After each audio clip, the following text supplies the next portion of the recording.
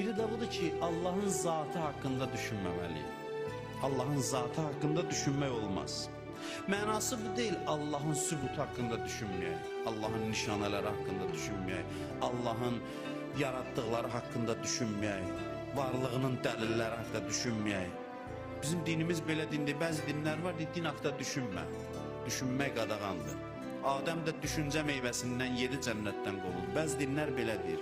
Bizim dinimiz nəinki düşüncəni qadağan eləmir, neçə cümədə düşüncədən danışırıq ki, deyir düşün, din haqqında da düşün, suallar ver. Amma bir qadağan olunan sahə var düşüncə üçün. O nədir? Allahın zatı haqqında, sifətləri yox, zatı haqqında, necəliyi haqqında düşünmə. Niyə görə düşünmə? Çünki düşünməklə ağlın çatmayacaq, onu başa düşəsən. Ağıl girə bilmədiyi bir sahə, ağıl ora daxil ola bilmir. Bəs biz heç zaman bilməyəcəyik, xeyr biləcəyik. Amma ona ağılla yox, ağıl onun müqəddiməsini hazırlayır, qəlbə təcəlli edir. Onu görmək lazımdır, düşünməklə kəşf olunur. Qəlbdən hicablar çəkilir, Allahı da görəcəksən, yəni məcazi yox, məcazi mənada səhvdir. Yəni zahiri gözlə yox, qəlb gözü ilə. O qəlb gözü nədir? O geniş məsələdə bilirsiniz ki, qəlb gözü ruhun gözüdür. Mənəvi bir görüş var.